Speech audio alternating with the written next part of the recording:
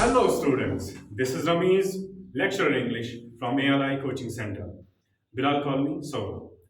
We offer the coachings for NEET, JEE, 11th, 12th, medical, non-medical, arts and commerce. We also provide coachings for foundation courses. Now, today, let's have an introduction about language. As we all are aware that we communicate with each other with the help of language. This language is so complicated as well as so simple because when we speak language, we speak it with a continuity without making any stop. But as far as the grammar, structure, syntax, and semantics is concerned, it's very difficult to learn language on the basis of its structure as well as grammar. Now, if you talk about the language, how do we communicate? Let me begin with the question. The question is, do animals have language? If your answer is yes, then I would ask you for the reason. And if you say no, then the same is applied to you again. Now tell me, if your answer is yes, the reason could be that animals have language because they communicate with each other. They express their thoughts, their ideas, and their feelings as well. But as we are the human beings, we are the different species than animals. We don't understand their language.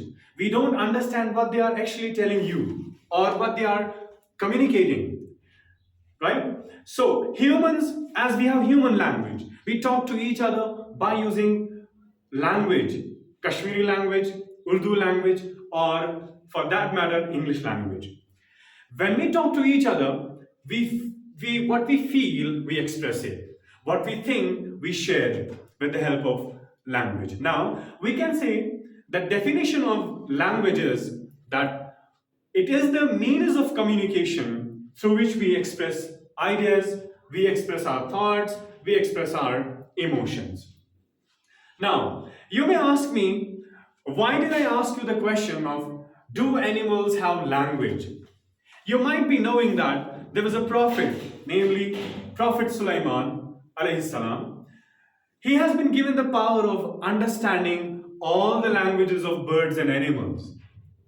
He was the only prophet who understood the language of the ant. He understood all the languages of birds. So we can deduce that animals too have language and they communicate with each other. Now, let me ask you another question. When dogs bark or birds chirp, and if you try to understand what they are communicating, we won't do that. We won't understand their language because it is different than us. Similarly, when you talk about the perspective of animals understanding human language, it's rather difficult. They would also not understand our language because we are two different species. Now, when you express yourself, you use words, you use sentences, you use lines, and you feel satisfied by saying words, by communicating, by in the form of writing, in the form of speaking. But what if you have no language?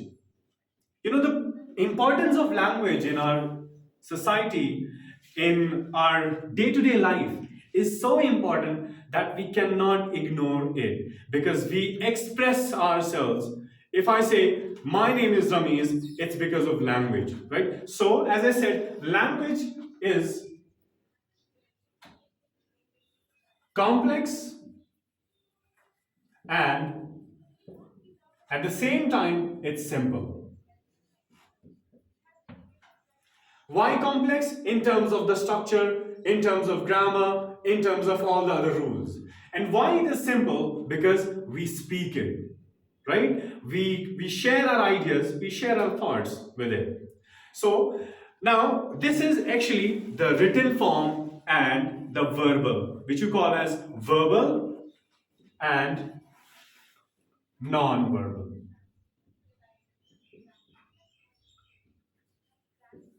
In verbal, what do you use? In verbal, you you include speaking as well as writing. So we can, whenever we write something, whenever you speak something, that comes in the part of verbal communication or verbal language. And non-verbal comes, non-verbal means that when you show actions, right? Actions, expressions, and importantly, gestures. And this verbal, it includes your written form and your speaking. So, we can deduce that in verbal we write, we speak. In non-verbal we show actions, we show expression, and we show gestures. So, if I am raising my both of my eyebrows, it means different thing. And if I raise one eyebrow, it means a different thing, right?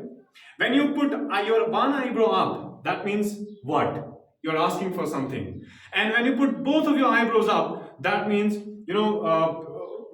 when you put both of your eyebrows, that means you are asking for something. And when you put up your one eyebrow, that means you are showing attitude to someone, right? And showing actions. When you do something, get up. You don't say any word. You just show action.